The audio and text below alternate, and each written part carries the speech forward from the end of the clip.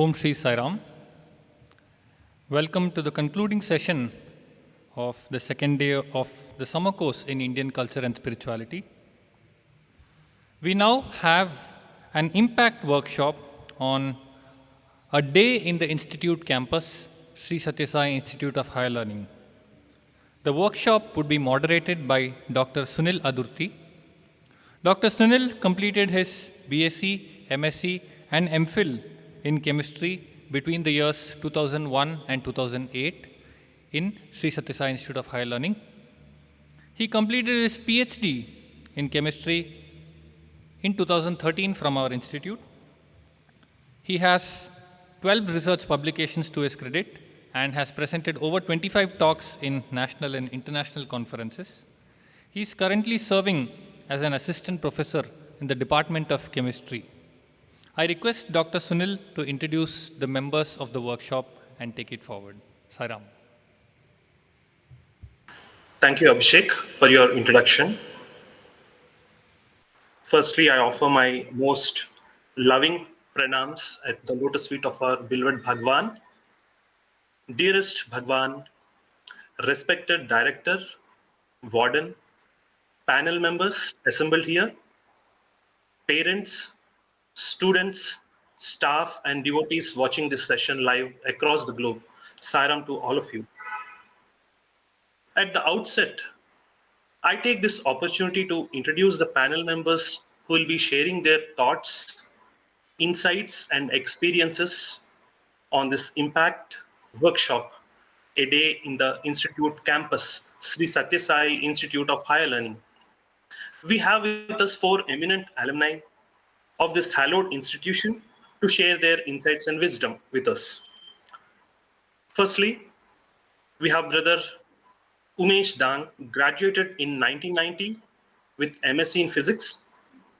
He was involved in school education program Dharmakshetra, Mumbai, after his studies from the institute. He has also organized 64 certificate courses for Sathya Sai school teachers. He has trained more than 1,800 teachers spread all over the country. He is currently the state president, Sri Sathya Sai Seva Organizations, Chhattisgarh. He has participated and directed many dramas in the immediate presence of Bhagwan, and among them, the most famous one was the shadow play that was written and directed directly by him with Bhagwan's guidance. It was first of its kind, presented to Swami. Next, we have Sri Venkateshikan, graduated in the year 1995 from Brindavan. He has a vast industry experience of over 20 years. He is a technology specialist with a consistent track record of managing diverse groups and distributed teams. He is currently part of the supply chain analytics group, Dell. His domain expertise is e-commerce, supply chain management, knowledge management, healthcare, and online marketing. He's an active member of Sathya Sai Seva Organization, Karnataka State, and an active supporter of the alumni-funded NGOs like UC. Next, we have Brother Satish Chandra. He has completed his MBA program in 2000 and is one of those chosen few by Bhagwan to join the Sri Sathya Sai Institute of Higher Medical Sciences Whitefield in the year 2001. He is presently the senior manager, Central Stores, handling the purchases division in the hospital. We have the 4th panel member, Brother Ashok Ahuja. He has finished his BCom and MFM during 1998 and 2003. He is an experienced banker with a demonstrated history of excelling in various roles in financial services industry, adept in portfolio management, investment advisory, business relationship management, strategy, sales, banking, and private banking. He is currently serving as Senior Vice President at Edelweiss Wealth Management. He has interacted with Bhagwan on many occasions and was part of the Kodaikanal trip in 1999. So, on behalf of staff and students, Brindavan campus, we welcome all the panelists to this session. Once, when Bhagwan was interacting with students in Kodaikanal, one student asked Bhagwan about his admission into the institute. So he has asked whether he getting a seat, securing a seat, admission in the institute, Bhagwan's institute, Satyasai Institute of Higher Learning, is due to Bhagwan's grace or the merit that he has got in the exam. Then Bhagwan replied that even securing good marks is also through God's grace only. So with his grace, only anything and everything can be achieved. On yet another occasion, a student asked Bhagwan, so Swami, you say that grace, with grace, everything is possible. So how do we get this grace so that we can stay blessed always and successful in our life? Then Swami replied, if you want to really get my blessings and grace, you should follow the hostel schedule without any problem.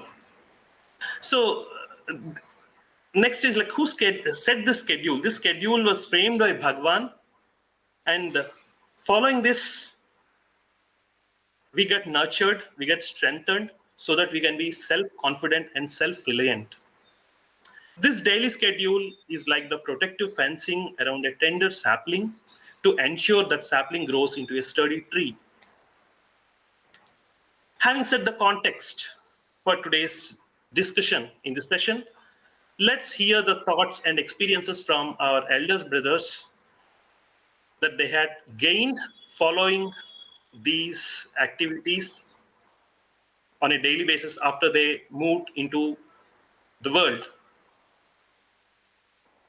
So I have my first query. When a student joins the Sri Satyasai hostel,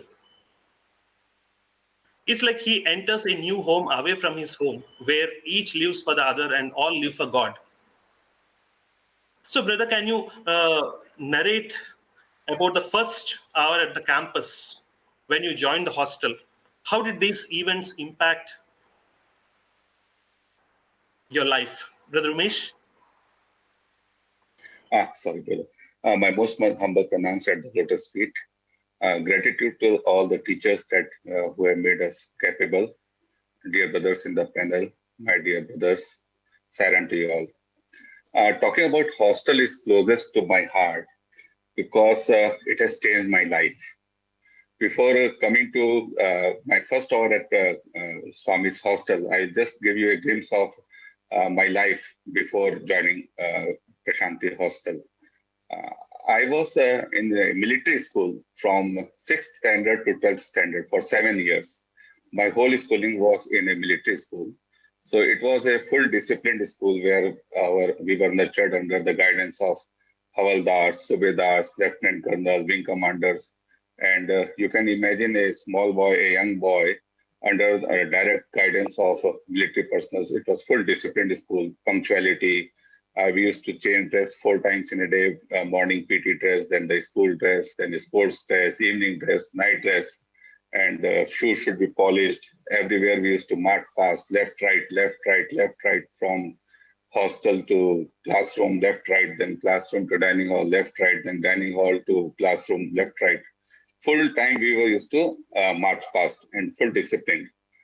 In the dining hall, when we used to have dinner, there used to be a lot of murmuring, and a lot of people around far off can hear that the Sani school or the military school children are having dinner or the meals.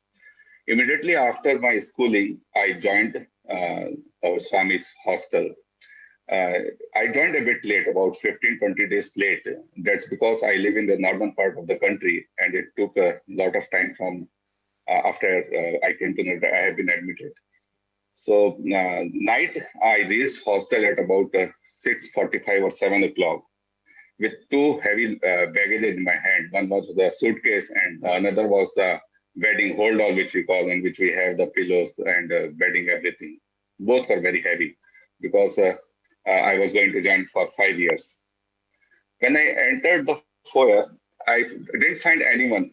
There was no one in the hostel that I could find anywhere, means in the corridors, or I thought maybe they are in the meeting or some prayers or something like that. I went and saw the notice board was there. I looked at it, and there was my name on the list, and no one to guide me. But there was an arrow pointing towards the stairs. This is what something happened that has changed my whole life. This particular instance from here onwards. I was downstairs with those two heavy baggages in my hand, about to climb up. Just then I saw a young boy. I joined in the college, and he was in the 8th standard. He had a glass and a plate in his hand. The moment he looked at me from top, he kept his glass and plate down and asked me, "New boy, brother?" I said yes.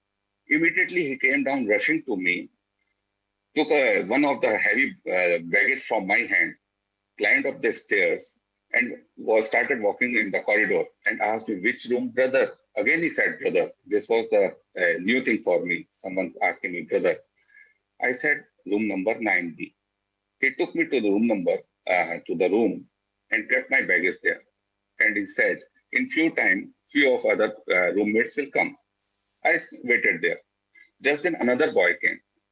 He also had the glass and the plate in his hand, and he asked me, he very lovingly, he greeted me, and he inquired whether I had dinner or not. I said, "No, I didn't have dinner." Then he asked, "Do you have the plate and the glass?" I said, "No, I don't know. I don't have the plate and the glass because I didn't know that we have to carry it."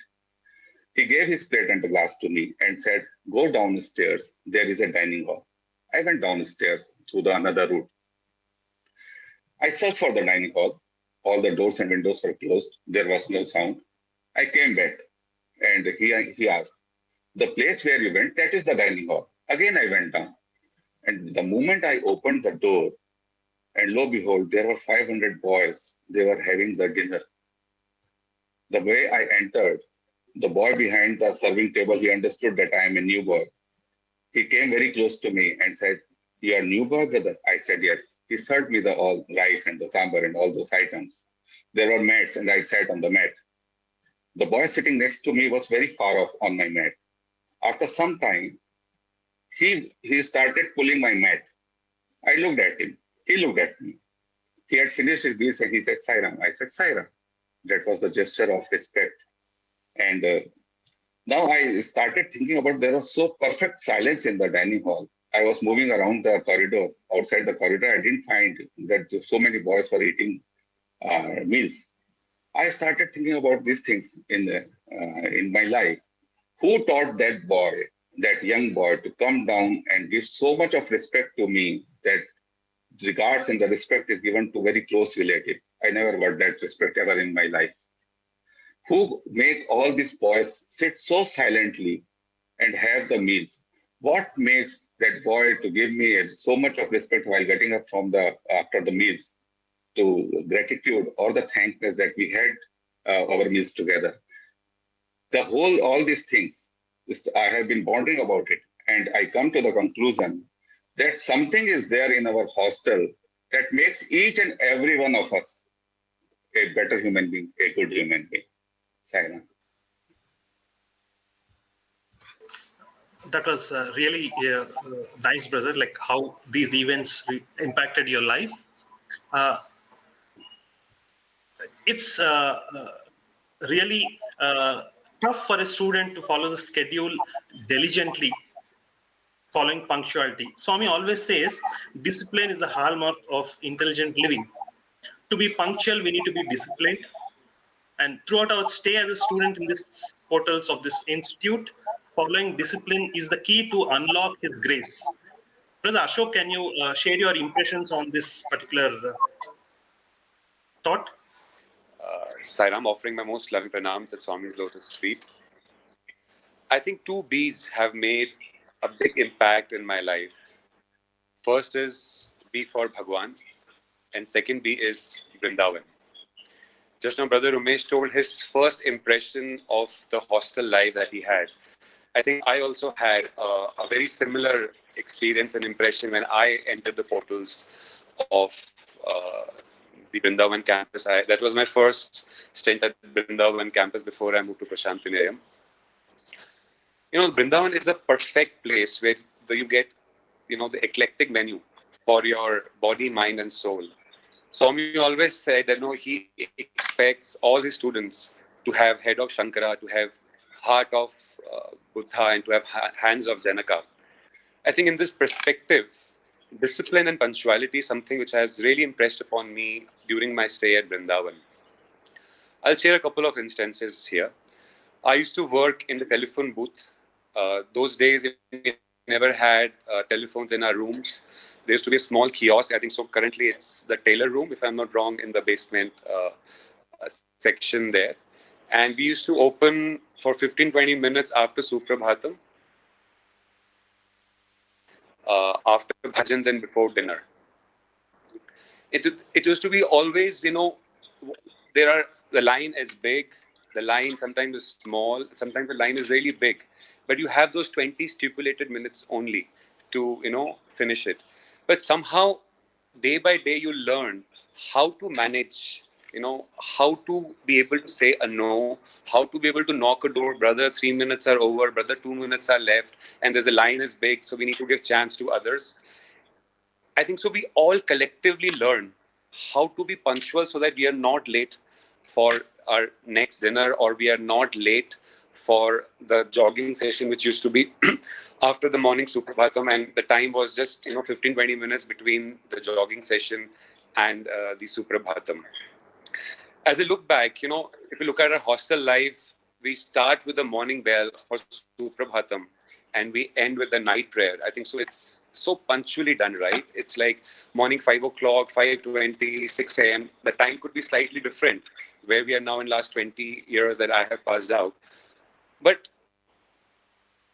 I think it has really taught all of us, and it is not that we have made an effort to learn anything there. It is just living there. The whole system, the whole schedule which Swami has set for all of us has really ingrained that the sense of punctuality into all of us. Many times, if we are late by a minute or half a minute to a class, the teacher would not allow. At that point in time, you'll feel really bad. Why did I was doing some work, I was caught up here. But as I look back now, I know Steve Jobs says joining the dots. We can join only now of all the dots of the past. As I look back, all those instances that you have missed to be punctual, you missed to be in time, has really held. As I look my working life of 17, 18 years, it has really held us in good stead, because we all are used to that style of working, that punctuality which has been so seamlessly ingrained into us. The whole system has ingrained that punctuality into us. And I think the discipline, Brother Umesh just said, when he entered, the dining room was just silent. I mean, that's a hallmark of discipline, right? And I don't think that anywhere in the world we'll find this kind of a self-discipline that, people have to not really stand with the whip to make it silent. It is just a part of the system, and we all follow. And it has benefited all of us. I'm sure we all have our own unique experiences. But punctuality and discipline, I think so, it just gets ingrained into us by the virtue of being in the system, and so beautifully designed by Bhagwan. Today, we may not be in physical classes, and maybe even our Suprabhatam may be online. I think it is the discipline that we can really put, the earnestness for the discipline that we can follow would really hold us, in good stead in times ahead. Thank you, Sairam. That was nice, brother. Like when you narrated about different activities where we need to be punctual and on time for every activity, I also see that there is one aspect of prayer which follows every activity in the campus. So this aspect of prayer is the fulcrum of every activity in the campus, starting from Suprabhatam, dining sessions, night prayer, for that matter, any activity. So all this is due to the emphasis laid by Bhagwan. In fact, Swami has written a prayer on how to pray. So He showed how a prayer should be. So, in this context, Brother Venkat, can you share your thoughts here? Yeah, thank you, Sunil. Sairam. Well, the difference between the ordinary and the extraordinary is that little extra. We all know this, right? At a very mundane level, we know that we need appropriate focus to perform any activity effectively.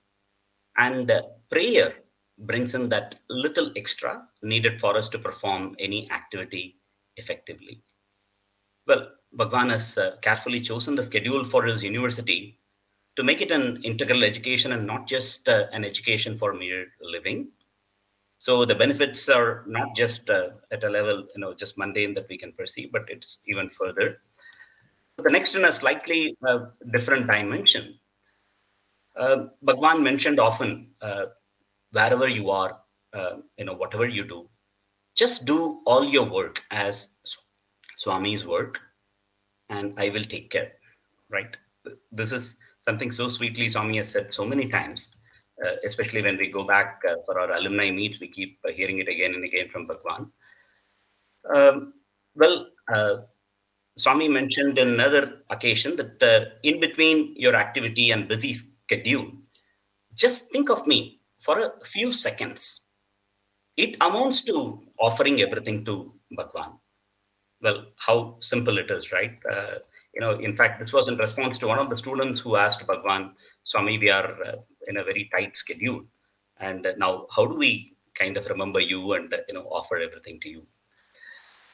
That's why I simplified it. On another occasion, Swami also mentioned, speak to Swami within and tell him, uh, like, Swami, I'm heading to work. Swami, I'm going to meet this person. Swami, I'm working on this project, whatever it be, right? Just throughout the day, that amounts to offering it to him. This is something, again, Swami mentioned. Yes, there is Bhagavad Gita where he said, offer everything to me. But here is our Bhagwan who has come down at our level, right? Then we go back and ask him, Swami, between my hostel schedule, how do I still remember you and offer everything to you? So, well, all I would say is from now on, when we do our Suprabhatam night prayer or Brahmarpanam, let's remember this prayer is that one thing that's going to sanctify each of those activities and get us those, little extra, the desired benefits. It's a great opportunity, Sunil, for us to reminisce and become more aware of it and do a little more consciously. Thank you, brother. Back to you. Yeah, really true. And like when you told speak to Swami, I just remembered something. Like many students used to ask Swami, we are getting bad thoughts. How do we control these thoughts? And Swami used to say, mind is a mad monkey. So the only way to end this mind is to bend the body and mend the senses. So to practice this particular dictum, we have these morning exercise and yogasanas scheduled in our campuses here. So are these activities just an activity or they carry some deeper meaning in our life? So Brother Satish, can you narrate to us the importance and the impact of these things to these things in your life so that we can imbibe more seriously? Firstly, thank you, Sunil. And before that, I want to thank Swami for this opportunity, and also to all the panel members, and my warm greetings to all the students as well.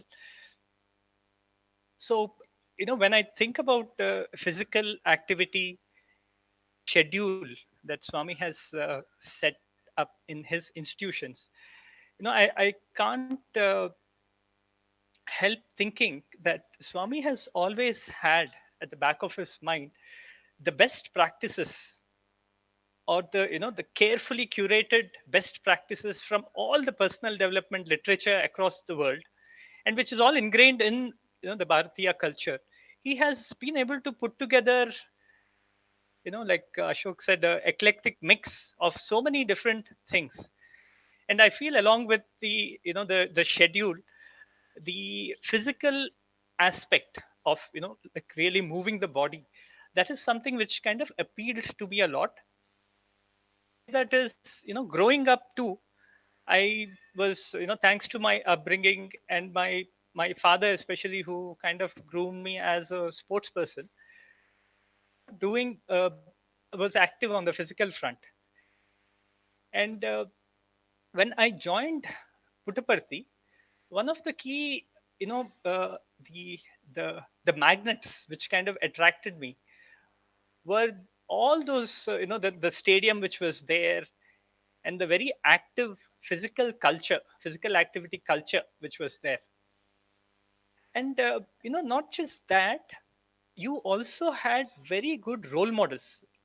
And since I've had the opportunity to both, kind of be in Parthi, though I studied only my MBA, I had the equal opportunity to be in Brindavan as well.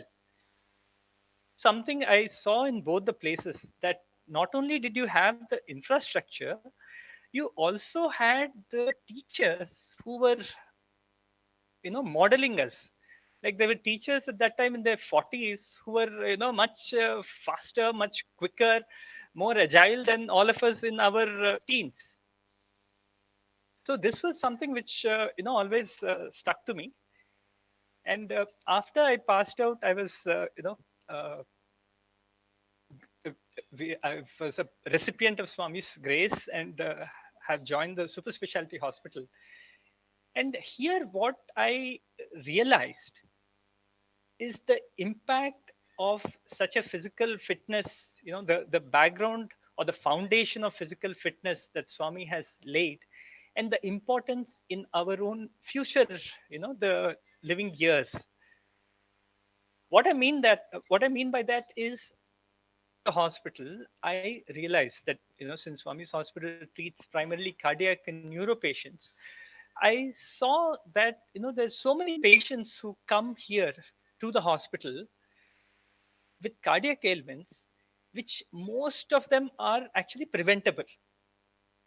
Slight lifestyle modifications, by being more active, you can actually prevent, heart disease.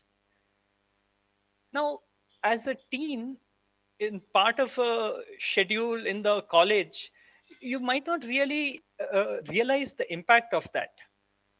But when you actually physically see that this is the impact lack of physical movement can cause, that has you be more, want to be more active. So this is what I would like to leave, the students with. And again, it is, I consider is the rent that we pay for being gifted a healthy body. And like Swami says, body is the vehicle through which we do whatever we want, to achieve the life objectives. So it is absolutely necessary to keep it in good trim. And the schedule which Swami has set is something very unique. And no matter where students are, whether they are in the on campus or at home, each of us will have to, create that routine of physical exercise. And to just add on to that other thought you mentioned, about whether it is only physical activity or does it have any other benefits. It's not just the health benefits. I firmly believe that the physical activity has lot of mental health benefits as well, due to the what they call as the happy hormones which get released into the bloodstream once we exercise. And I think I have had a chance to share with the students in the past about my running schedule. uh, I mean, I wish to state here as well that recently, about 3 4 days back, I completed a run streak of 4 years, in which for the last 4 years I have run every single day, come rain or shine. And I've covered more than 7,000 kilometers. And in this, in this during this time, I have run more than 10 marathons and few ultra marathons and things. All this, I goes back to prove the impact that physical fitness and the schedule which Swami has set in his college. So I wish to end here with these thoughts, and I really want students to really take this up as a personal challenge. That Thank you. was really inspiring, brother Satish. Uh, that's what there's a Sanskrit dictum. Uh, Paropakaradam idam shariram. So if we have to be of some use to others, we need to be healthy and we need to be active. So that's how physical exercise help us to follow this particular aspect in our lives. So when I heard about you describing certain tasks taking up in hospital, uh, the thing that strikes to me is like hospital, it's always love, service, and things like that. So Swami says the three languages of this hallowed institute are first love, second language is service, and the third language is sadhana. So these are three languages of this institute. So to imbibe and experience these, Bhagwan provided us with a great opportunity to participate in self-reliance program, where we learn to love doing a particular task, and the act becomes sanctified when we own the work and then participate in that wholeheartedly. And when the act becomes sanctified, that becomes service.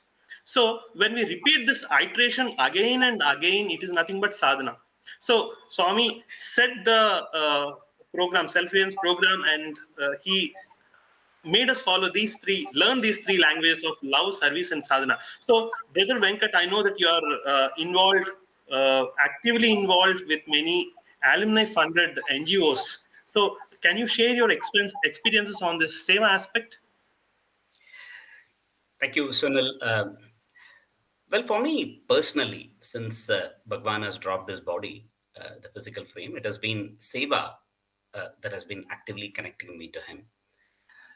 Well, I would say we actually learned this from our hostel days. The self reliance program, the room cleanliness, uh, and each of it has taught us how to respect each activity that we do and to do it as an activity to please Bhagwan. Well, ability to stay in a room with a diverse set of students coming from various cultural backgrounds and whatnot teaches us fantastic co-living and a lot of patience and learning to live together, and the attitude that it builds in us is truly fantastic, right?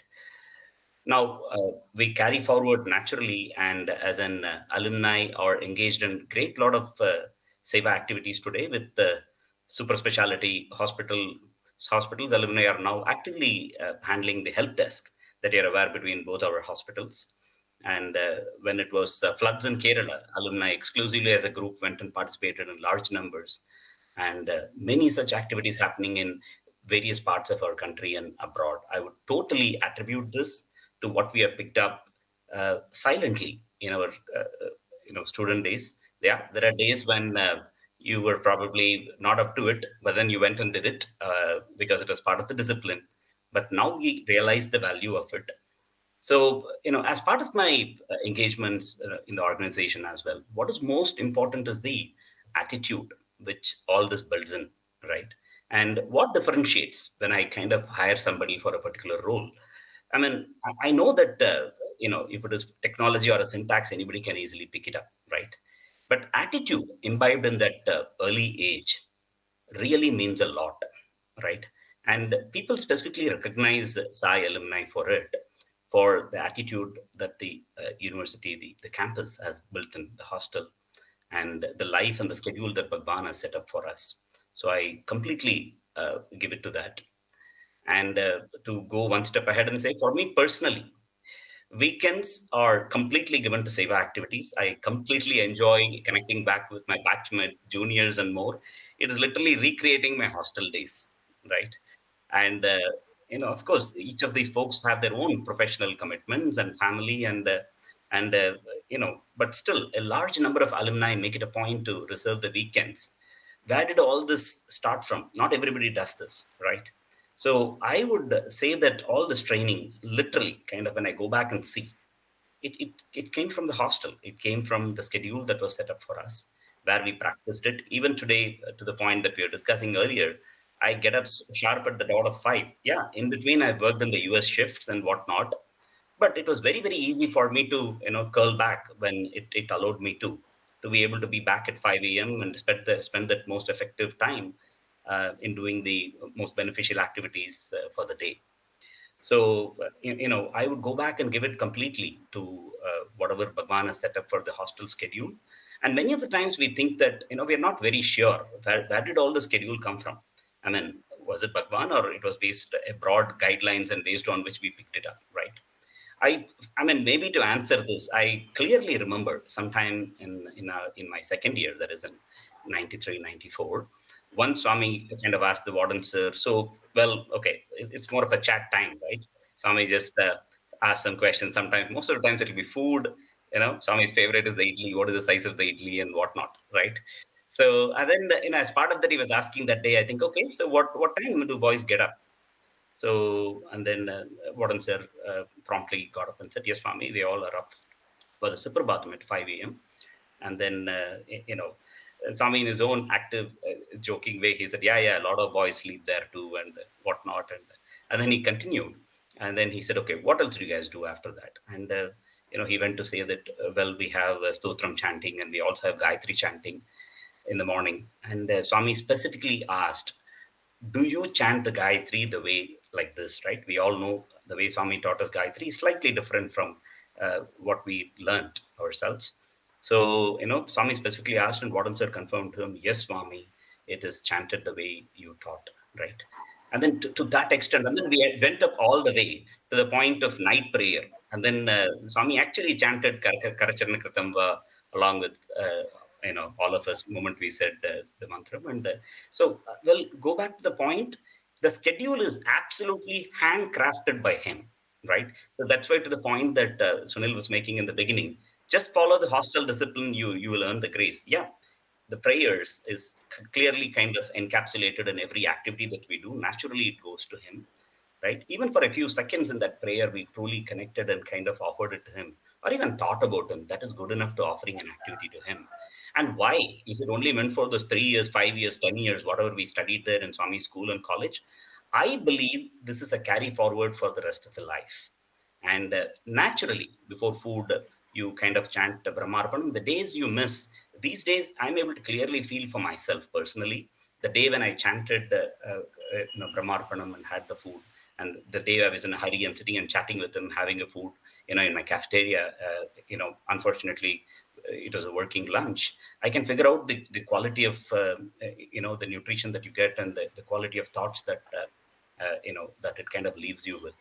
So I would completely say that it's a privilege to be part of this entire campus and everything, because all of us practice it together, and that itself brings in a lot of synergy as a group practicing something, right? We know the group prayer is different from an individual prayer. So think about it. So many of us sitting together, praying about it, and then having the food, tremendously sanctified, and the kind of nutrition that we get out of it, the positive energy and the vibes. And hostel is a blessing. I wish I can go back to the hostel. That's what I would say in close. Yeah. So among these activities in a day, Swami used to always used to give a good emphasis on students' participation, especially in sports and cultural activities. So, be it festival celebrations like Independence Day, Krishna Janmashtami, Ganesh Chaturthi, Christmas, or skit competitions, altar competitions, anything and everything. So, the underlying current in all these activities is just Swami. So, in the current times, physical presence of Swami is omnipresence. So, how can one feel Swami's presence? Brother Ashok, can you substantiate and share your thoughts on this? Sure. You know, uh, I remember one of the prayer sessions, Swami was speaking about the relationship between Arjuna and Krishna. And Swami said, I remember very, very vividly, said, over 5,000 years back, I came as Krishna, and Arjuna was very close to me. But when I left when I, as Krishna, left my body, Arjuna could not relate to me. He thought that Krishna is this body. And then Swami said, I want each and every one of you to go beyond being Arjunas.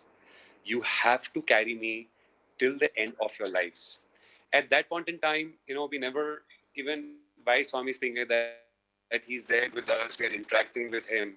But now, last decade has truly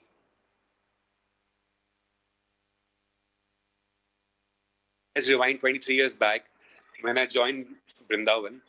We would have after the study hours, a 15, 20 minutes Paranam session with Ravi Kumar sir, on Sundays and other times with Sanjay Sani sir, with Ruchir sir, with Warden sir. The two most conspicuous things which I carried in those initial Paranam sessions were two things. An inner connect with Swami. And second, carry Swami with you. I'm born to a family in which, when I was maybe a toddler, God means Swami's photo was shown. And yes, this is God, this is me, and I have to pray to God.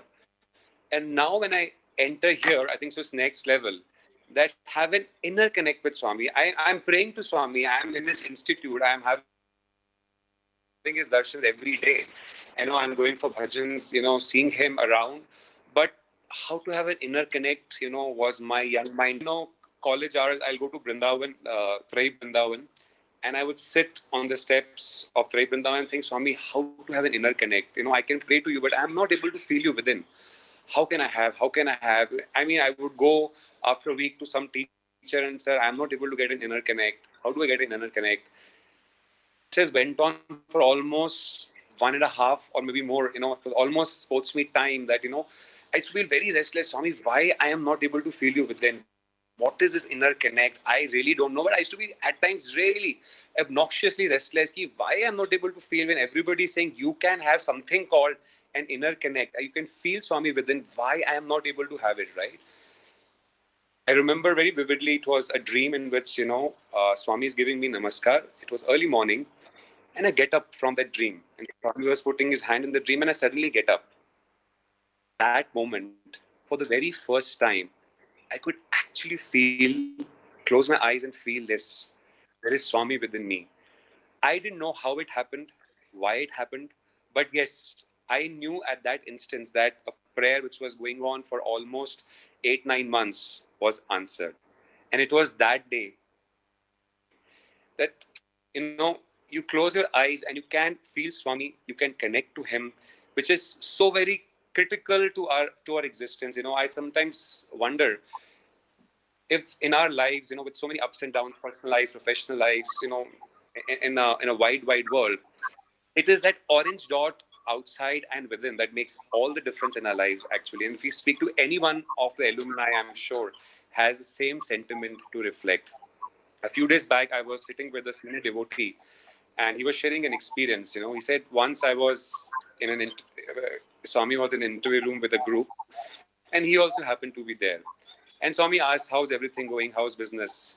And he said, Swami, everything is fine. So Swami said, no, it's your mistake. He said, whatever you get in life, good, bad, your business, your success, your possessions, is all your karma. The very fact that you can think of me is my grace. It's after many years, sometimes we reflect back. It is truly his grace that we can actually feel him within. It is truly his grace, his will, that we can think of him, we can take him as the anchor of our life, and try to lead the life as on the path that he has shown. More small personal experience, and how he is what we see him, or what we used to see him, or what we see him in the picture today, or what we used to see him walking around us, is the same Swami with him. It was after my MBA. We were we began waiting in Gokulam. We could not stay in hostel anymore, and Swami wasn't talking for a while. I think so to boys and to few of us for many months. And one fine morning, Swami said, send all daily boys inside for interview. I was working in stores. It was holidays time, and a word came that Swami is calling. So me, my brother, and some few other boys who were from Delhi or around Delhi or North India, we all rushed to Trai Brindavan to the interview room. We sat and Swami saying, how is it going? How are exams and everything? And then Swami called brother inside. Staying in Brindavan, I was somewhere getting, so-called bad thoughts, which I should not be getting. And full time I'll say, Swami, please help me. Swami, please help me. Swami, please help me. I would be going on and on. I feel all the more depressed thinking of the thought, which, now I feel I should not be focusing on the thought. As Swami said, just let it pass. But, at that age, I should just think, why is this thought coming, Having come to Swami, why is this thought coming to me now? And as we entered the interview room, we both, Swami was sitting on the chair, we knelt down, and then Swami is telling my brother, he's getting a lot of bad thoughts these days. And full day, he's saying, Swami, please help me. Swami, please help me. Swami, please help me. The exact tone, the exact tenor, the exact, the emotion I was telling in my mind, here was Swami telling in the exact ditto, same tone to my brother. And then Swami said, don't worry, it's just passing cloud.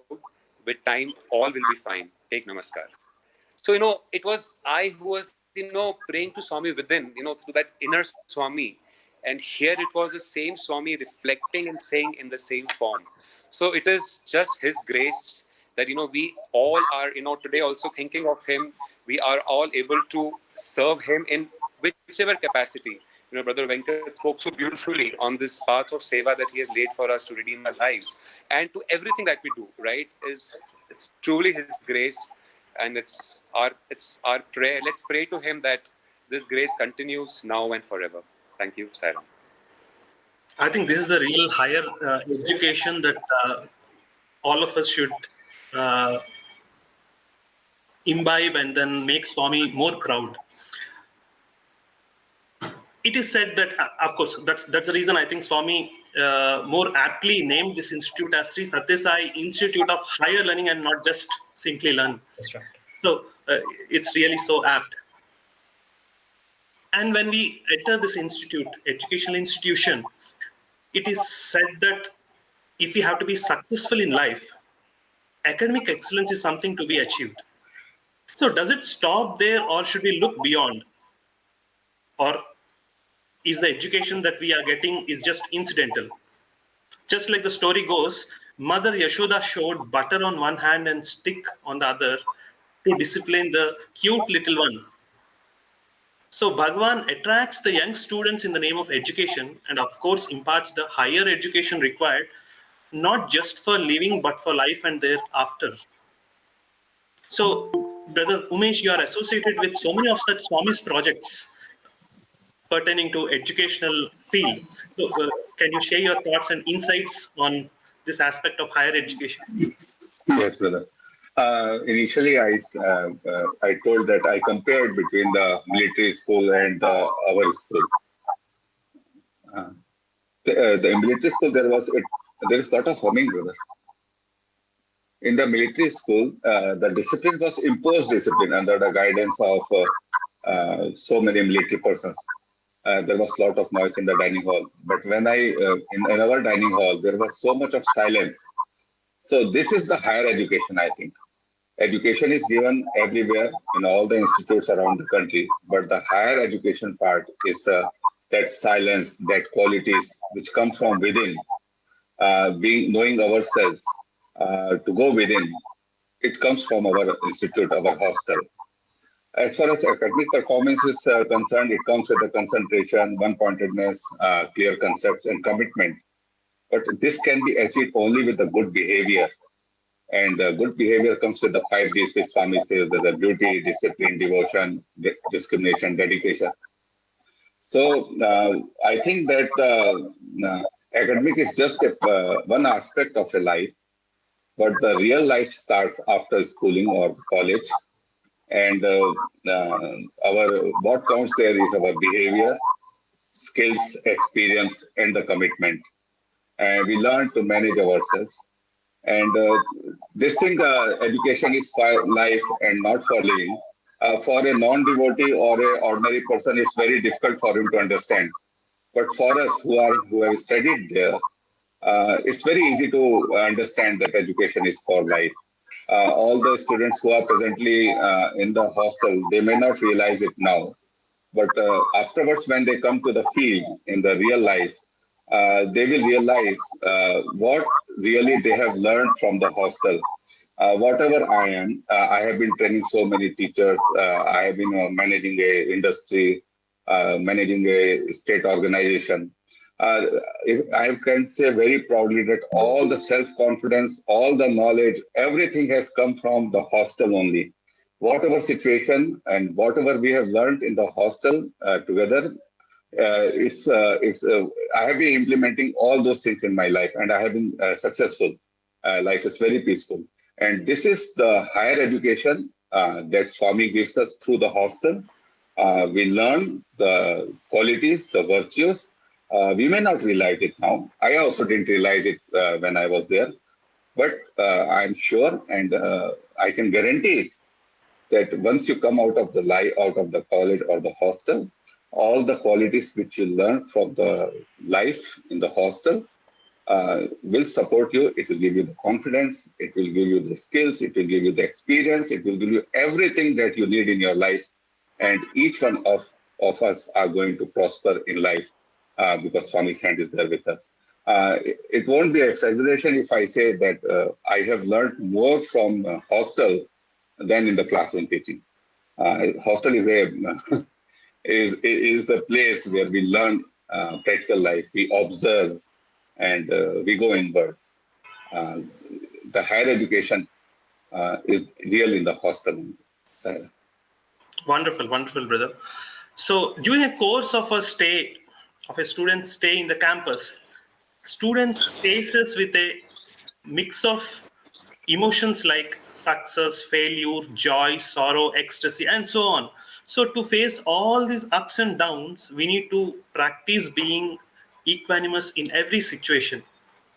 I believe, and I'm sure you two would agree with me, that if we keep Swami as center of our lives, the journey is always smoother. So, how does one achieve this?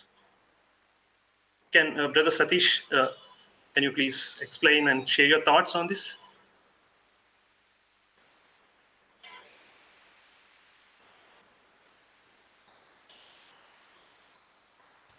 Brother, you're mute. Satish.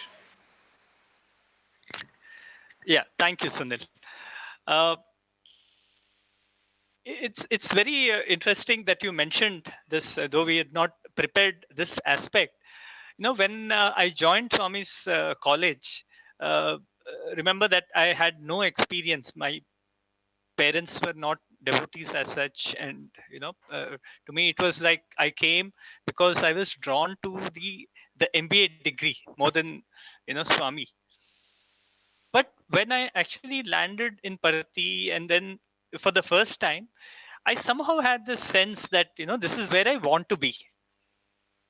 And where there was, I remember how tears welled up in my eyes when I saw Swami for the first time, and when he first spoke to me, etc. And then gradually you kind of aspire for higher things, with this physical frame. So obviously there was a phase in my life when I wanted to accompany Swami, or Swami, I wanted to Swami to select me to take me to Kodaikanal and things like that. So there were like innumerable letters I would have written during the 2 years that I was there. Thing is, I never was selected for such a honor, but only looking back, you realize that each person is there's something you deserve, or rather something you require to grow as a person. And in Swami's institution, everybody gets what he innately desires and deserves. In my own case, like brother Umesh, he studied in a military school. In fact, my desire was to join the army, which was I failed in the interviews, etc. And that was when I joined Swami's college. Just by many very many circumstances that I happened to come to Brindavan to learn horse riding. And then I had the great honor to accompany Swami on horseback. And the uniqueness is that the horses had come all the way from the Indian Military Academy in Dehradun, where I had aspired to study and become a gentleman cadet. So though I might not have been selected by Canal and enjoy the physical proximity, Swami had fulfilled my inner desire of joining the army or interacting with people who were from the defense forces. So this is where I feel like Swami has his own ways of, you know, giving what we need for our spiritual upliftment. So thank you, Sunil. Back to you. So very true, so very true. And in fact, to focus ourselves on Bhagwan, the amount of effort that our teachers are putting here, especially our senior teachers, like I have no words to thank them and acknowledge them. But it's a great effort. So I would request you all to share some of your fond memories here, something so that we can take home these points. Sunil, I would totally resonate with the sentiment. I think so. Bhagwan had chosen, and I always say these are chosen teachers to really be the instruments on this journey for all of us, right? I mean, phenomenally, if we have been inspired, if we are doing work, if we are really achieving, Bhagwan was always guiding us, day to day, hour to hour with all our teachers. And I think so we express our most heartfelt gratitude for all they have been doing and they continue to do for us today. Thank you, sirs, so much. Thank you, Brother Ashok. Having listened to the insights and take-home lessons from our eminent panelists during this session, a day in Brindavan is not just a day, but it is an 18-hour package of lessons for life to be imbibed. Thank you, dearest Swami, for this wonderful schedule that you had gifted to all of us students. I once again thank all the panel members for participating and sharing your insights. Thank you, Sairam. Thank you, Sairam. Sairam.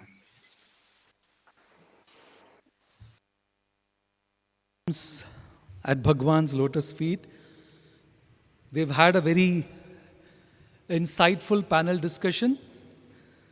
We thank Dr. Sunil and his panel team members, Brother Umesh, Ashok, Venkat Desikan, and Satish Chandra. We have now come to the closing of the summer course in Indian culture and spirituality, organized by Brindavan campus of the Sri Sathya Sai Institute of Higher Learning for this academic year. To deliver the valedictory address, we are honored to have Mr. Venu Srinivasan, the chairman of the Sundaram Clayton Group, which also includes the TVS Motors, the third largest two-wheeler manufacturer in India. Let me take this opportunity to introduce to all of you, faculty, students, parents, devotees watching this session. Let me introduce Mr. Venu Srinivasan to all of you. Mr. Srinivasan has an engineering degree from the College of Engineering, Chennai, and he got his master's degree in management from Purdue University, USA.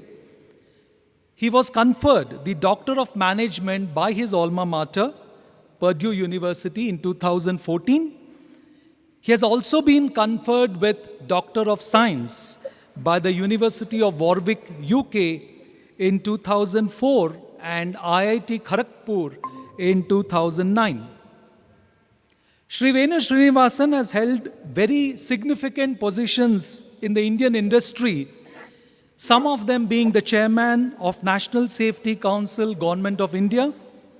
He served as the president, Confederation of Indian Industries for the year 2009-10, president, Society of the Indian Automobile Manufacturers for the period 1999-2001. Several awards have been conferred on Sri Venu Srinivasan for his very significant contribution to Indian business industry, his expertise and his experience. Let me mention a few of them. The Jamshedji Tata Lifetime Achievement Award by the Indian Society for Quality in 2004. He was conferred the J.R.D. Tata Corporate Leadership Award by the All India Management Association in 2005. Distinguished Civilian Honor Order of Diplomatic Service Merit by the President of the Republic of Korea in 2010.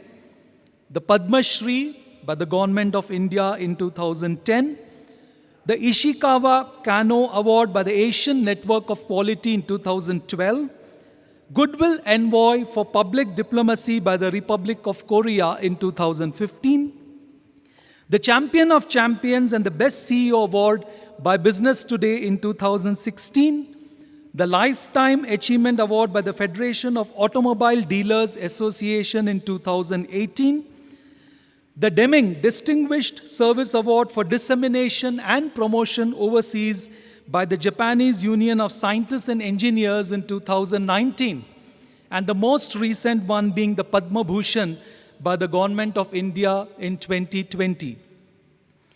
Under his expert leadership, Sundaram Clayton Limited was awarded the Deming Prize by the Union of Japanese Scientists and Engineers way back in 1998, and also the Japanese Quality Medal in the year 2002. TVS Motors also was conferred with the Deming Prize in the year 2002.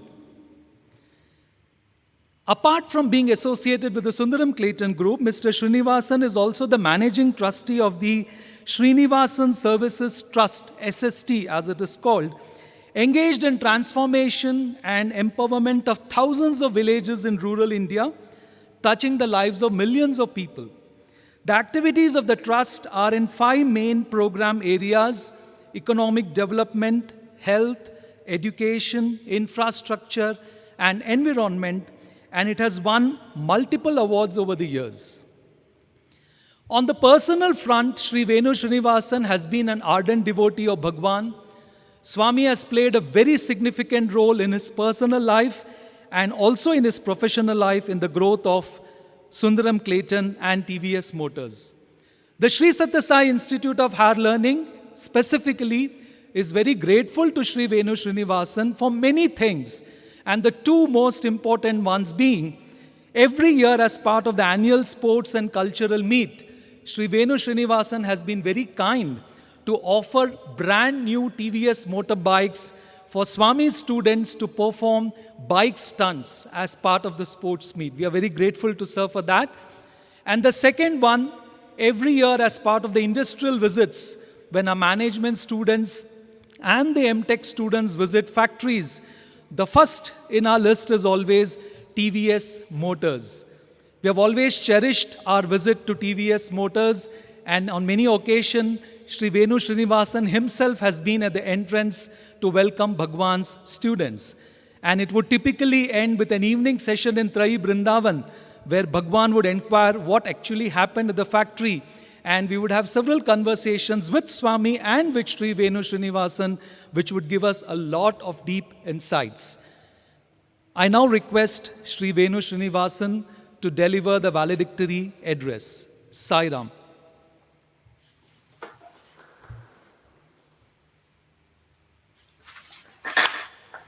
Om Shri Sai Ram. Shri Sai Narayana Charanau Charanam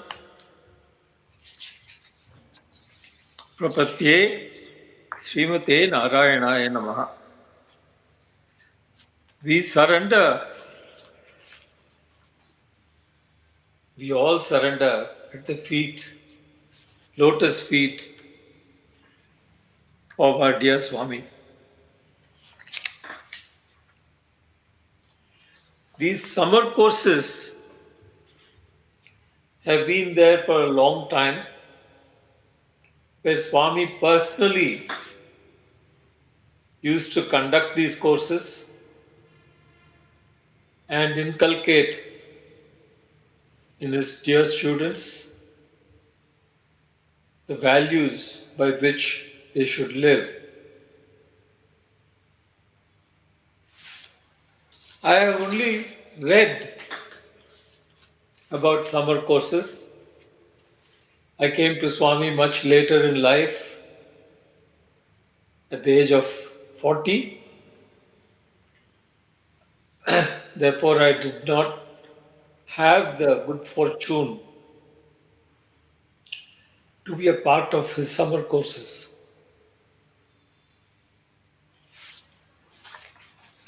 But we all come to Swami when the time is right, and only He knows, the master of time, when it is the time for you to come. In fact, even as a devotee, you cannot go to Parthi unless He wills it. Some obstacle will come and stop you from going if He did not want you to come. I would like to talk about what Swami means to me, what Swami means to a whole lot of us. Each of us look at Swami somewhat like blind people describing the elephant. Swami has infinite aspects to him, and we are barely able to discern one aspect, and we describe that as Swami. In fact, Swami himself used to joke and say, people use me as a doctor, as an astrologer, as an advisor. I allow myself to be used in the service of my devotees. But my experience of Swami is that one can experience him but never understand him, never even begin to understand him. You can only accept what he gives and experience what he gives.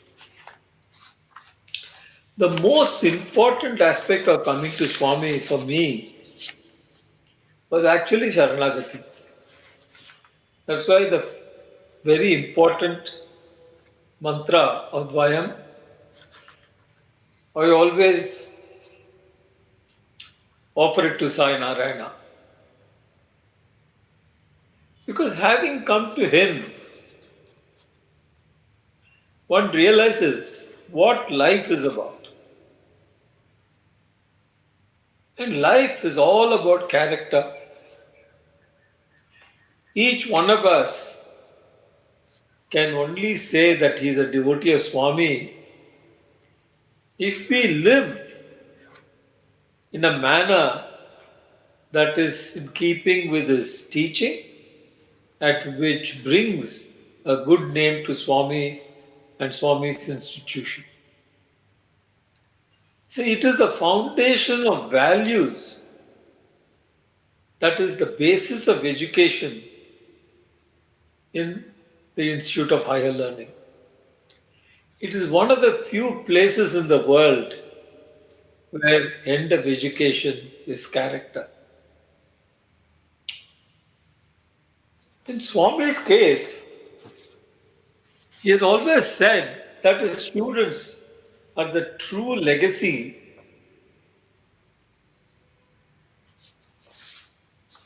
that Swami leaves behind, is leaving behind. He never left, actually only left the body. But however, in the secular world, we say Swami is not there, but Swami lives through each one of his students. The students are the flag bearers of Swami who go around spreading his message to all whom they come in contact with. Therefore, it is very important that all of you, when you leave the university, when you leave the institution, not only live by his creed, but more importantly, influence people around you to become good citizens, good human beings, and people who will build the world in the future. So, but let me come to experiences with Swami, because one is okay, the book Knowledge of Swami. I remember once when somebody came and asked Kasturi, are there any books about Baba? And he said, no. So Swami asked him, what did you tell him? He said, there are no books on you, Swami. He said, no. You should have told him that Swami cannot be understood by books. So that is Swami. So it is the experiences and the inner transformation that is really what Swami is about. There's a saying in Tamil about Ranganatha, என்னுள் பூந்தான் பூததின்றி என்னை வாரமாக்கி வைத்தான் கோர மாத்தவம் செய்தனேன் கொலரியேன் அரங்கத்தம்மான். So to Ranganatha, the poet says, you came, என்னுள் புகுந்தான், you came into me, you cleansed me. I have not done any great penances or tapas. It is out of your grace that you did it. The same way, Swami has brought all of us to Him, protected us, cleansed us, made us worthy of Him because of His grace, not because of what we have done. So, when I came to Swami, one of the questions in life that a lot of people in the secular world have, why are good people suffering? Why are bad people enjoying? And so I asked Swami this question, not because I had a doubt, frankly, but because the person who came with me used to say this all the time. Swami said, one person is eating Nellore rice, beautiful white rice, but his field is dry and only ragi is growing. The other person is eating only ragi, but good rice is growing in his field. He said, this is the beauty of karma. In the last janma, people had done good. Therefore, in this janma, they're eating good white rice, even though they're only growing ragi. But this life, they are not growing good crops. Other person, although he did bad things in the last life, is eating only ragi. But this janma is doing good things, is growing good rice in the field. And the field is the field of the heart, not the paddy field. So this is very important to understand that good people go through bad, bad people go through that should not disturb all of you. I say this because all around us today, this is probably one of the worst periods in the history that we have known in recent times, in our lifetime. Not only the pandemic, the melting of ice everywhere, floods in one corner of the world, wildfires in another corner of the world, wars, destruction, violence. You're seeing it magnified. So the question is, what do people do during this time? Don't get distressed. Swami is there. Why fear when I'm here? And we have to keep our equanimity and accept the good with the bad. That is the greatest transformation Swami has made in me personally. It is not that everything around me is pleasant. No, many times in life you will get pleasant and unpleasant. Happiness, pleasure is an interval between two pains. Bumps and jumps, Swami calls it. So life is always going to be like that. It is how your Baba decides how painful it is. I remember talking to All India President Mr. Srinivasan when he was there. I said, Mama, people outside say that, you or I or any of us are going through struggles and pain. But there's no pain for us because Swami is with us. The other person sees the physical change that is going in us, the heat or the cold, and say that man is in pain, he's going to Baba. See, this is what nothing is happening to him. But the pain is not there inside. So Swami makes us impervious to the pleasures and pains of life because you're always know that Swami is with you. It doesn't mean that sometimes you don't feel the pain. Yes, you do, but you know it is not your pain. It is the pain of the body, the pain of the mind. So even though for a minute you say, "Oh, I'm in so much pain," the next minute is who's in pain? The body has its karma. Swami's body, did it not suffer?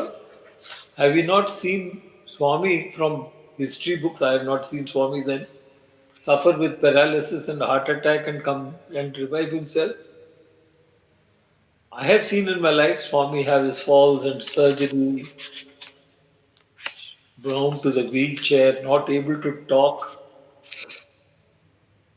And I know from doctors attending on Swami all the problems that he had. But did Swami ever complain? When Swami wanted to talk to you, his divine strength could produce a very strong voice, even though next minute he could only barely whisper. So, this is Swami's teaching. We have to go through life with equanimity. I used to come every month to Patti. And I'm talking about the period between 2007 or 2003 onwards, 2005, 6, 7. When one of the students who came to the factory asked me, "Sir, can I ask you a personal question?" I said, "Sure." He said, "Every month we see you coming and you come with a smile. And you sit, you have darshan and you go. But every month, every quarter, you're seeing your share price is going down. Market reports are bad, your profits have come down." So I asked him a simple question. What does my feeling happy and smiling to come and see Swami have to do with the share price or how well the company is doing? That is going. I have to fight. That's my duty. But I'm happy. I'm with Swami. And Swami ultimately made the company also all right. Once during the Orissa cyclone, I just come. I'd gone to Orissa for something else and come and I had a bad fever. So I asked Swami, "Can I come and see you? I can't come for darshan, Swami. I got high fever." So he asked me to come to the mandir, to the Yajur mandir. So somebody was there next to him, said, "Swami, big problems, Swami. Big business, big problems." And Swami just smiled at me and waved me away. So this is the biggest understanding because I have to share with you, although I have not been a student, they talked about in my introduction very kind words and talked about some recognitions that have been given by Swami. But the biggest recognition, when my mother came with me to see Swami, Swami came outside, gave her an interview in the inner room. She wanted to see Swami alone. Then he called me. He came back behind her walking and singing my name like a flute, Venu, just like a flute. And my mother was very moved. And she said, "Swami is a good boy, Swami." And Swami said, "He's a good boy, but he's my boy. You have no objections, no?" And she said, "Keep him, Swami." That every student who has met Swami can appreciate. There is no greater happiness than when Swami calls you my boy. No PhD, no gold medal, no rank. That is the great degree that you get from Parthi, from Institute of Higher Learning. When I say Parthi, I mean Brindavan and all campuses. That is what Swami is about. Swami is ultimately about Ananda. He's not about santosham. He'll always say santosham is samdosham. Ananda is bliss. It is constant. Satchitananda, constant integrated awareness. So all of us who come to Swami, attend these courses, attend this college and go back, have to take that message and not judge either himself or people around him by their worldly success or their worldly suffering. You can never be a failure if you have done your best and done it to the Arpan Swami. That is the most important message I have. But let me come to worldly matters because ultimately all of you are students. You're going out into the world. In the world, you have to fight like the devil. Please remember what Swami said in the Gita to Arjuna. Do your duty. Work is worship. The hands that work are holier than the lips that pray. Swami is all about karma yoga mixed with bhakti. It is not about idleness. It is not about going into the forest.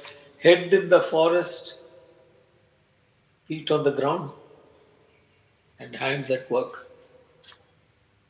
So, this is very important that you know how to fight in the real world. Our honored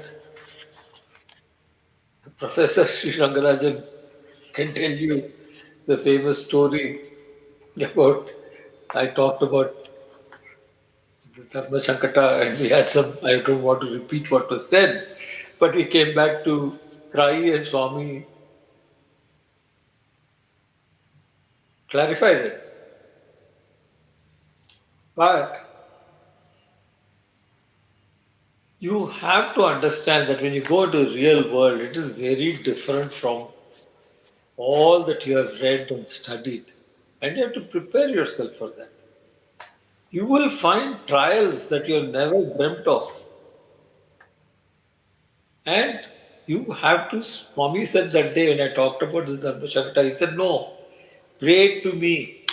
Two things may appear bad, but I will show you that one course is not as bad as the other. And one course is really bad. But therefore, you cannot stay away or avoid from fights. It's a Dharma Kshetra, Kurukshetra. So you are in life in a Kurukshetra continuously, and we have to fight. And we have to try our best to win by dharmic methods. You have to use all craft, tantra, mantra, everything, but within the four corners of Dharma. Swami says you milk Kama and Artha, the two cows, but tied to this pole called Dharma and Moksha. So within Dharma and Moksha, it is quite all right for you to have a limited amount of Kama and Artha. But in life, you have to fight. Whether you are a Bhima or Arjuna or a Karna or a Duryodhana, all of us have to fight. The difference is how we fight. All of us play the game, but Swami's children play the game differently. It's very, very important to know that. What is the problem in the world today? It is that there is no ceiling on desire. People want more and more and more. And they are never satisfied when they get what they wished for because now they want more than that. Ultimately, it leads to destruction. In science, there is a concept called entropy.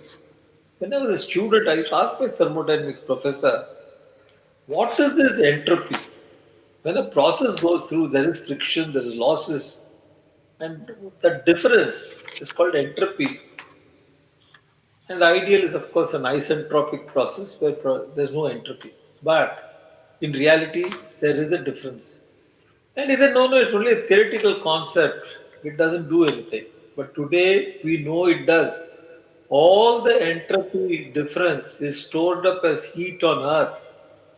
And today, with 7 billion people and the amount of cars, planes, and ships, the world is melting. Pralaya is coming. Pralaya is not only rain and floods, it's also fire. So we have to understand today that everything we do, unless we have a limit, as Gandhiji said, there's a nature has everything that man needs, but not enough for his greed. So this is something that you have to learn. At some point in time, I have achieved enough, I've done enough. Now the rest of the time you spend adequate time on meditation, prayer, and doing your duty.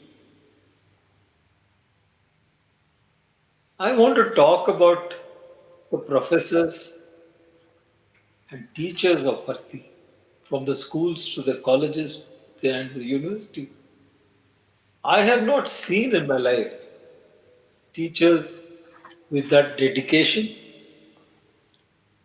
that sense of service to the students, the care for the students.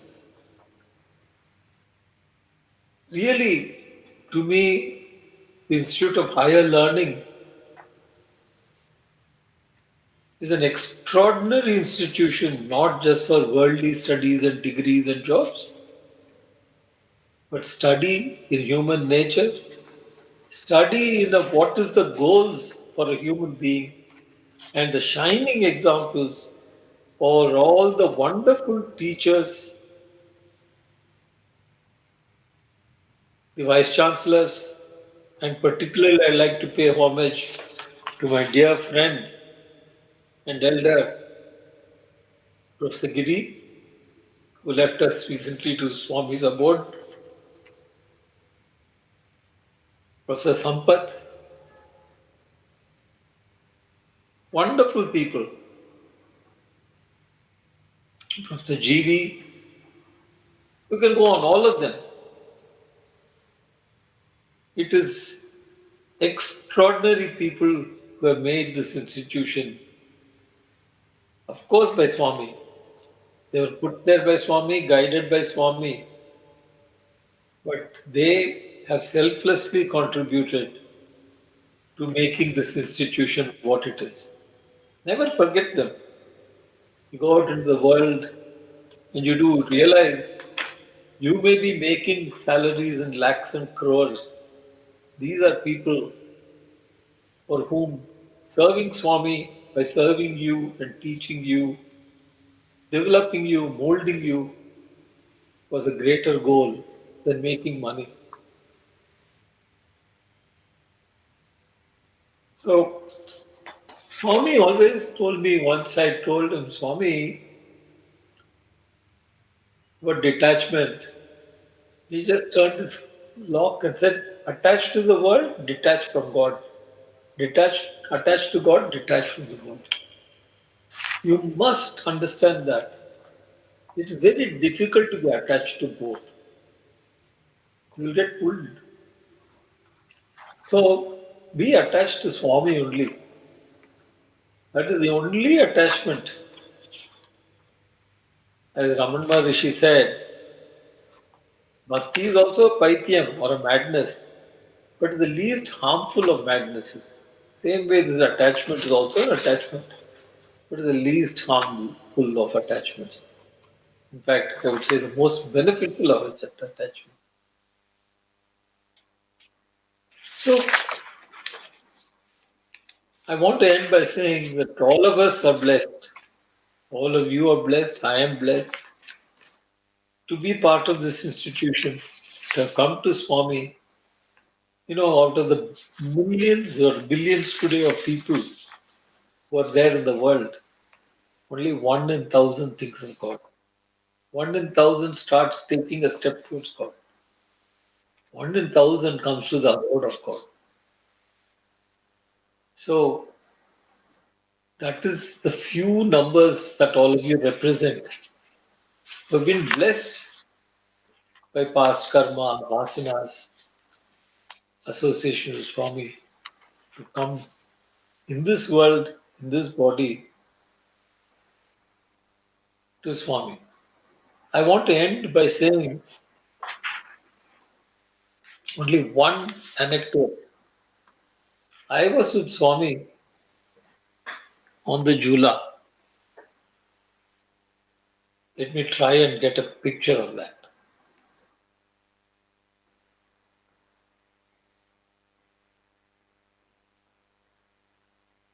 I don't know how much all of you can see. This is the Jula at Hilltop in Kodaikanal, and I was standing with Swami. He asked me to lead him, and Swami was limping even at that time. He went and sat. I was overcome with emotion. I said, Swami, what bhagyam, Swami? And Swami mimicked me and said, Mama, rumba bhagyam. Yes, it's a lot of bhagyam. Then I picked up my strength and said, Swami, not like that, Swami. Avatar must be there. You must also be born at that time and you must come to him. Is that not bhagyam, Swami? He said, Bhagyam ta? Yes, it is bhagyam. But when Premasai comes, you will also be with me. Then I really picked up my courage. I said, Swami, not like this time, Swami. I came only at 40 years. I said, from beginning to end, I must be with you, Swami. And Premasai comes. And he said, Kattayam, Kattayam, Kattayam, 3 times. Definitely, definitely, definitely. Whether in this Janma, another Janma, I do not know. Swami's time scale is very different from our time scale. What is a day for us is a second for Swami. What is a second for Swami may be Janmas for us. But however, that was the assurance. I do not like to use the words that design, master, Swami is God, avatar. All I can say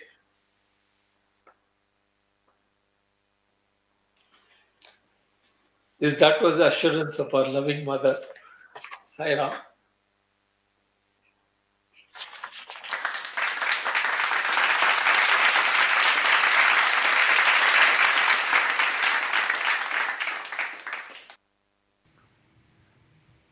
Thank you, dear Venu Srinivasan sir, for those inspiring words. I couldn't help but agree more with your opening thoughts when you had asked the question, what does Swami mean to me? And when I had asked this question to myself at a very crucial juncture in my student days when I had to make a decision, what does Swami mean to me? It was then that I heard an incident where Swami, sitting with the students and with the teachers on one particular day, struck a very different note from what he would usually say. He said, students come to me seeking education. I bless them and they go away. Businessmen come to me seeking profits in their business. I bless them and they go away. Parents of children come to me seeking alliances for their children. I bless them and they go away. Who is there who comes for Swami? And in that grave tone, there was just silence. And then the declaration came, of course, from all the students and teachers, Swami, yes, we are there for you. And today it is up to each one of us, sitting in our respective places, wherever we are, to declare from within to Swami that, yes, Swami, we are there for you. We are there for your mission.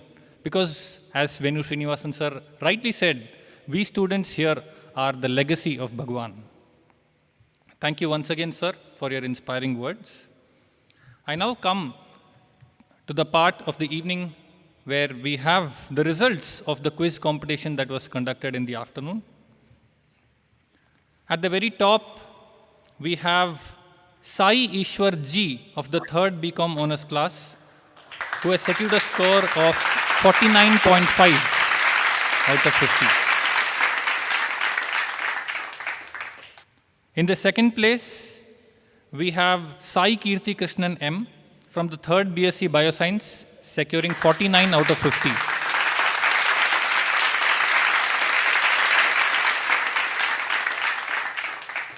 In the third place, we have Sukesh Kummana Jayadurga from 3rd BSc Bioscience, securing 49.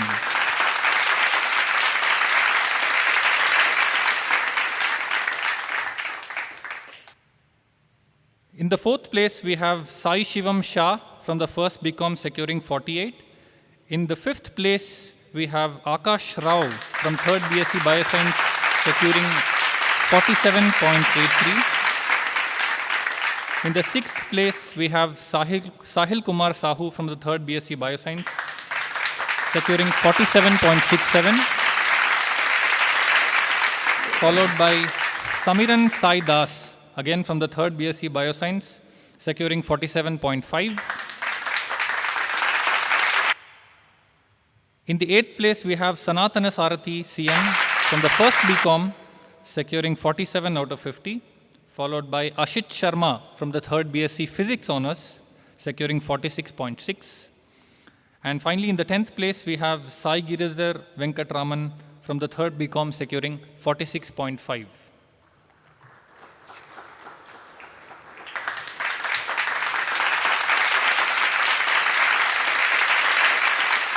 We congratulate all the students for their wonderful performance. I would also like to present the class-wise performance. At the very top, we have the 3rd BCom Honors securing an average score of 33.74 out of 50. In the second place, we have the 2nd BCom Honors following closely at an average score of 33.61 out of 50. Following again closely is the 3rd BSc Honors class with an average score of 33, followed by the 2nd BSc Honors with an average score of 31.24. We have then the 1st BCom Honors at an average score of 30.9, followed by the 1st BSc at an average score of 30.27. The scores are not at all bad and very encouraging. We congratulate all the students for their wonderful performance.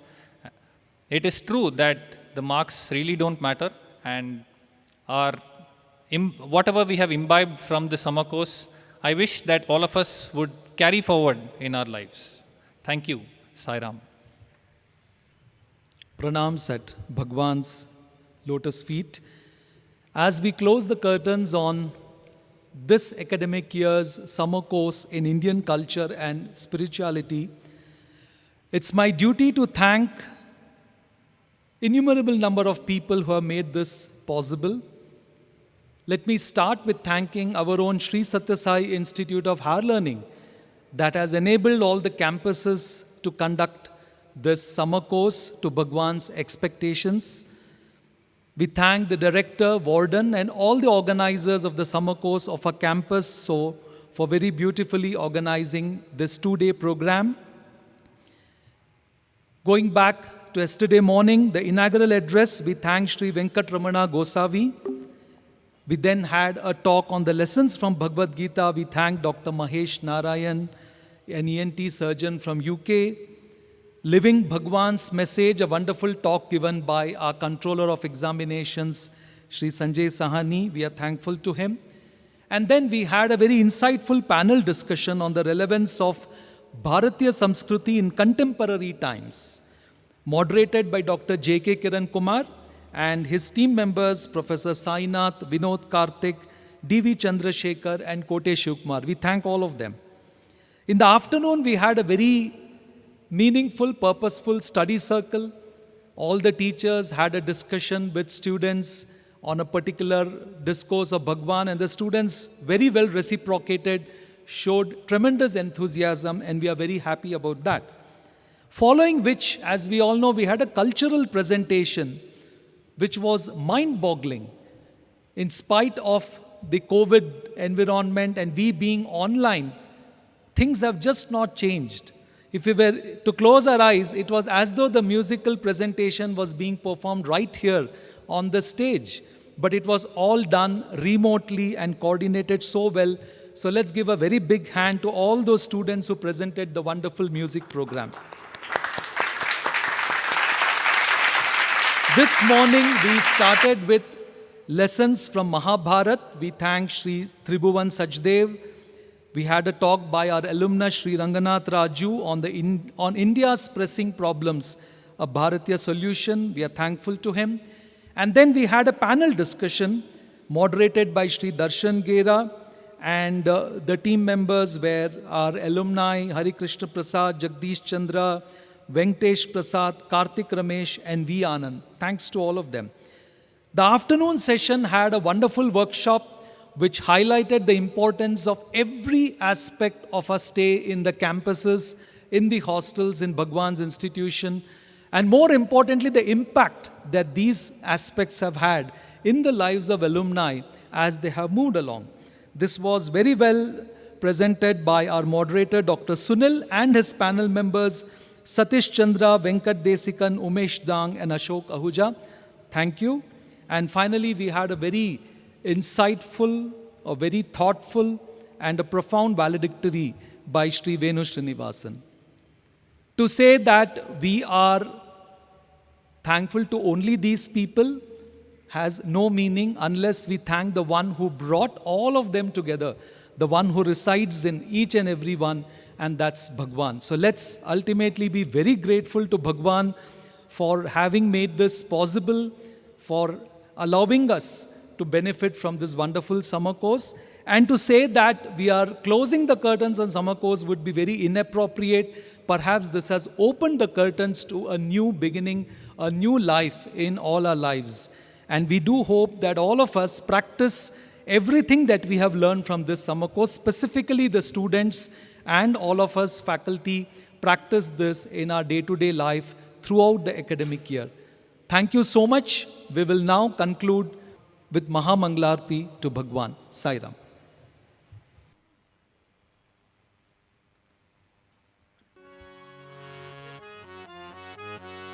ओम जय जगदीश हरे स्वामी सत्य साई हरे भक्त जना संरक्षक भक्त जना संरक्षक पति महेश्वरा ओम जय जगदीश हरे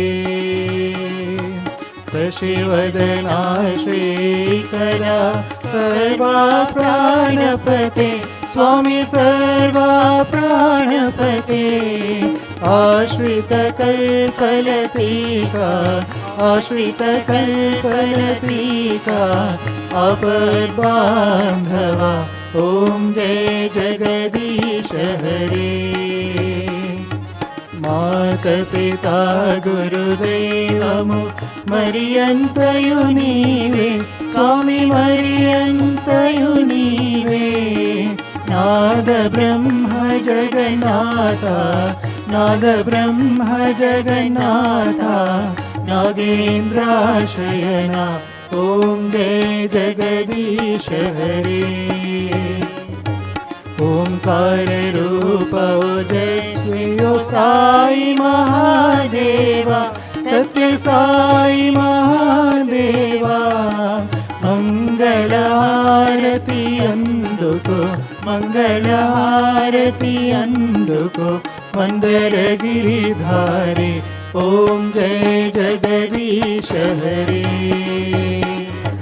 नारायण नारायण ओम सत्य नारायण नारायण नारायण ओम नारायण नारायण ओम सत्य नारायण नारायण ओम सत्य नारायण नारायण ओम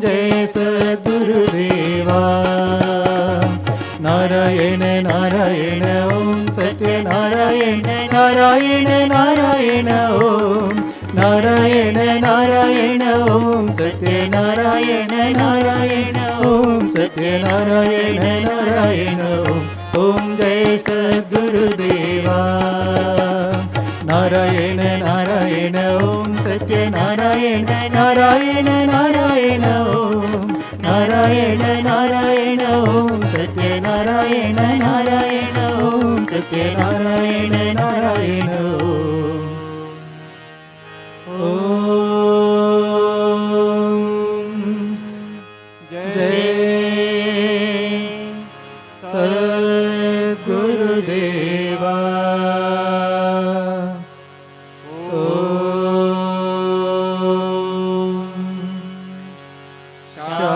शांति शांति शांति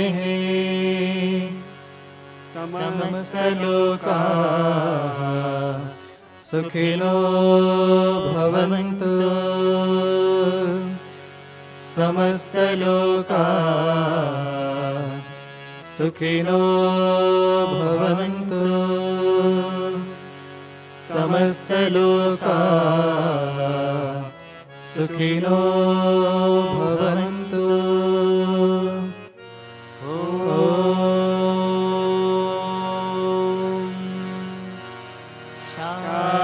शांति शांति शांति जय बोलो भगवान श्री सत्य साई बाबा जी की जय।